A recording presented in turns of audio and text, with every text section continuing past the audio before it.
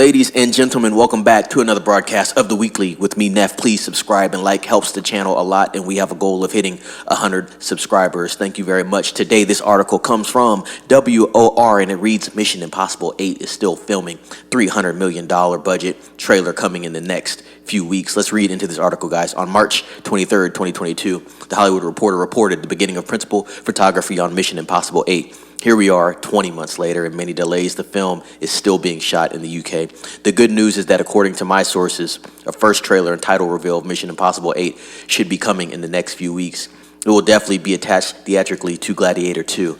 That would indeed be great cross-marketing for the upcoming Mission Impossible film, seeing as how Paramount is funding both films. But let's continue. There's a lot riding in this one for Paramount. The last installment, 2023's Mission Impossible Dead Reckoning Part 1, was so expensive that despite it grossing $567 million worldwide, the film resulted in losses of more than $200 million for Paramount. Mission Impossible 8 restarted production in March 2024 after last year's strike halted shooting on the movie in mid-July. There's been a lot of delays with this one, and more bad luck recently occurred on the film when it was reportedly delayed yet again due to a malfunction while filming with a $25 million submarine. Director Christopher McQuarrie has stated that before the strikes, around 40% of the movie had been shot and that they were done location shooting in Africa and the Arctic. He also added that the biggest and most complicated sequence of the film had yet to be shot.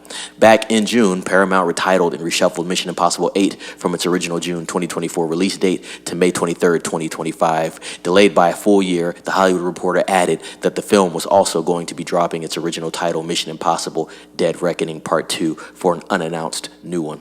Baloney recently reported that the budget on Mission Impossible 8 was running well over $300 million in production costs, and that would go much higher in the coming weeks and months. Tidbit there, guys.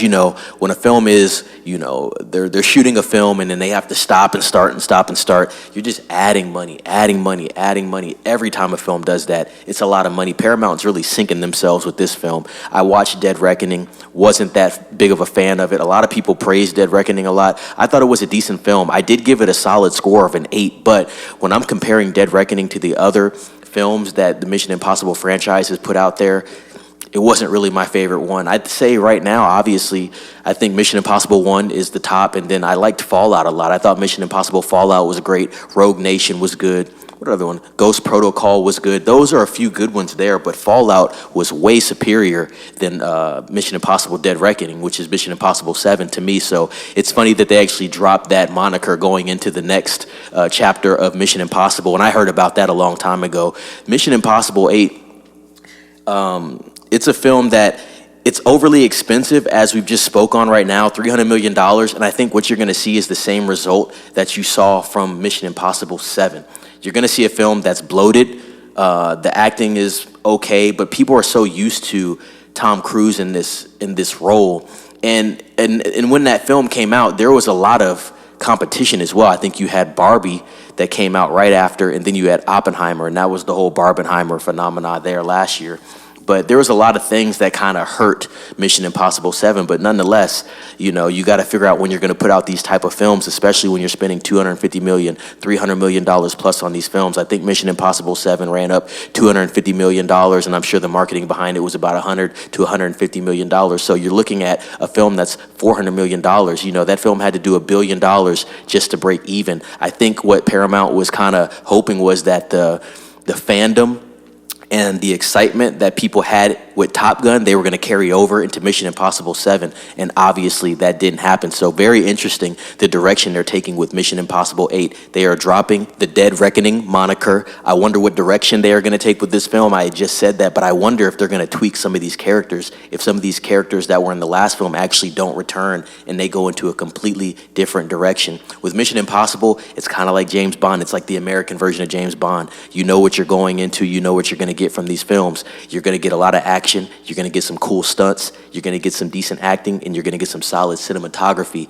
They've been upping the ante a lot, and I think people have kind of got desensitized to it and desensitized to Tom Cruise overall. Could the film be solid? It could. I do think they need to bring that budget down. That's a telltale sign of a failure coming in the future. Also, the release date is going to be very important, as we've talked about before. But with that being said, guys, let me know what you think down in the comments about Mission Impossible 8, the production of Mission Impossible 8. Let me know if you watched Mission Impossible 7 and what you thought about that and the box office. Would definitely like to hear from you guys about this topic. Mission Impossible 8, more than likely, I'm going to watch it. I've watched damn near every Mission Impossible film, so I don't think I'll pass on this one, but man, that budget is scary. So with that being said, guys, like, subscribe, share with a friend, ring the bell for notifications, and as always, be safe. It's Neff signing off.